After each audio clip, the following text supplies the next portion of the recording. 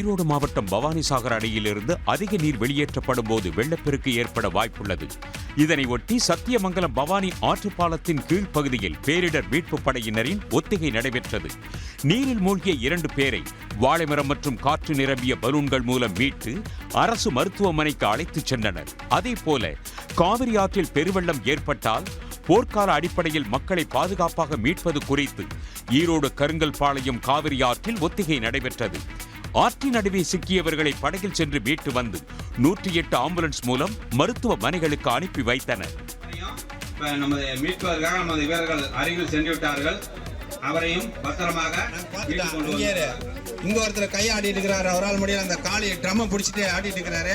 அடுத்து 2 பேரையும் ஆம்புலன்ஸ்ல ஏத்துங்க. காவிரி ஆற்றங்கரையில் நெருஞ்சிப்பேட்டை, பவானி, கருங்கல்பாளையம், சத்திரப்பட்டி, காங்கேயம்பாளையம் ஆகிய இடங்களிலும் பவானி ஆற்றில் நஞ்சை புளியம்பட்டி, பவானிசாகர் மற்றும் சத்தியமங்கலம் ஆகிய 8 இடங்களில் இந்த ஒத்திகை நடைபெற்றது.